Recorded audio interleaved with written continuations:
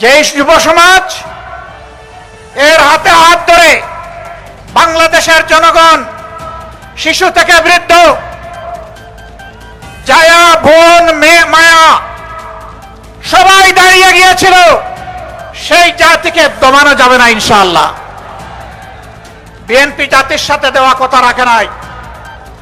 আমরা বিএনপিকে বলছি দেশ এবং জাতির স্বার্থে আপনারা ভুল করছেন, আপনারা ভুল সংশোধন করে জনগণের কাতারে আসুন, জনরায়কে সম্মান করুন। জনরায়কে সম্মান না করার পরিণতি কি হতে পারে দফায় দফায় দেখার পরেও যদি শিক্ষা না হয়, জীবনেও আপনাদের শিক্ষা হবে না। খুলনাবাসী, আমরা আপনাদেরকে কথা দিতে এসেছি। আপনারা যে রায় দিয়েছেন, আমরা সেই রায়টাই আপনাদের কাছে চেয়েছিলাম। আর আমরা বলেছিলাম এই রায় বাস্তবায়ন করা হবে সংসদে গিয়ে আমাদের দায়িত্ব। চুরি ডাকাতি ইঞ্জিনিয়ারিং করে ভোট কেড়ে নেওয়া হয়েছে, নেওয়া হোক। আমরা সংসদে যা আছি তাই নিয়ে আমরা সিংহের মতো লড়াই করে যাব ইনশাআল্লাহ। আমরা জানি সহজে কানে পানি ঢুকবে না, তখন সিরিঞ্জ দিয়ে যদি ঢুকাইতে হয় সে পানি আমরা ঢুকাবো। যদি ফয়সালা সংসদে না হয়, তাহলে যেখানে কথা বলতে মাননীয় স্পিকার বলতে হয় না, যেখানে কথা বলতে স্পিকারের অনুমোদন লাগে না, সেই খুলনার মাঠ, বরিশালের মাঠ, চট্টগ্রামের মাঠ, কুমিল্লার মাঠ, সিলেটের মাঠ, ময়মনসিংহের মাঠ, রংপুরের মাঠ, রাজশাহীর মাঠ, বগুড়ার মাঠ, সব জায়গা থেকে আগ্নেয়গিরি তৈরি হবে।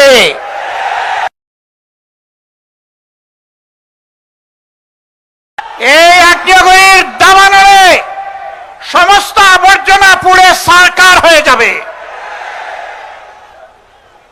আমরা চাই না দেশে কোন শত যন্ত্রণা বুকে নিয়ে আমরা নির্বাচনের ফলাফলকে আমরা মেনে নিয়েছি, কিন্তু একথা মনে করবেন না কেউ, নির্বাচনের ফলাফল দেশে একটা গৃহযুদ্ধ শুরু না হোক সেই জন্য আমরা মেনে নিয়েছিলাম। আমরা কারো বাপদাদার চক্রাঙ্গানিকে আমরা পরোয়া করব না, অন্যায়ের কাছে আমরা মাথা নত করব না।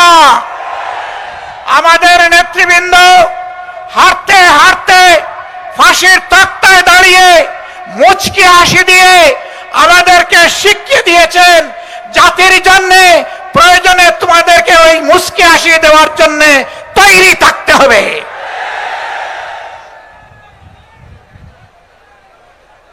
খানজাহান আলী শাহ মখদুম, শাহজালালের এই বাংলাদেশে জনগণ সেই মুচকি হাসি দেওয়ার জন্য প্রস্তুত।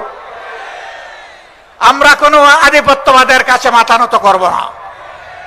সরকারকে স্পষ্ট বলে দিচ্ছি, যদি এই দেশবাসী এবং আমরা দেখতে পাই আধিপত্যবাদের সামনে আপনারা মাথা নত করছেন, আপনাদেরকে আমরা ছেড়ে কথা বলবো না। সাবধান, 20 কোটি মানুষের 24 কোটি হাত আজ প্রস্তুত। সীমান্তে সুড়সুড়ি দেওয়া হচ্ছে। পশ্চিমের নামে একটা দেশ তাদের নাগরিকদেরকে অবৈধভাবে আমাদের দেশে ঠেলে দিতে চাচ্ছে। আমাদের মুষ্টিমেয় বিজিবি সদস্য সীমান্তে যখন দাঁড়িয়ে গেছে, জনগণ তখন তাদের ডান হাতে পরিণত হয়েছে। এই ডান হাত সারা বাংলাদেশের 20 কোটি মানুষ। অতএব আমরা চাই না আমাদের কোনো প্রতিবেশীর ঘুম এবং শান্তি কেড়ে নিতে, আবার কোনো প্রতিবেশী আমাদের দিকে তাদের কালো হাত বাড়াক, ওইটাও আমরা চাই না।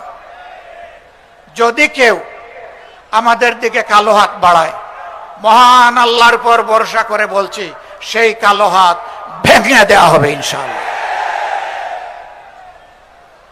প্রিয় খুলনাবাসী, মনে হচ্ছে আরেকটি অনিবার্য বিপ্লবের জন্য প্রস্তুতি নিতে হবে।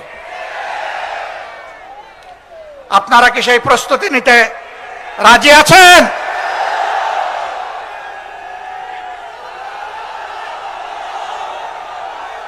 সম্মানিত বন্ধুগণ, এই বিপ্লব কোনো দলকে ক্ষমতায় বসানোর জন্য নয়, কোনো গোষ্ঠী এবং পরিবারকে তুষামোদ করার জন্য নয়, কোনো আধিপত্যবাদের কাছে মাথা নত করার জন্য নয়, বরঞ্চ দুনিয়ার বুকে স্বাধীন সার্বভৌম রাষ্ট্র হিসাবে সম্মান, ইজ্জত, শক্তি, সাহস নিয়ে মাথা তুলে দাঁড়ানোর জন্য হবে আগামীর বিপ্লব ইনশাআল্লাহু তাআলা লাজিম।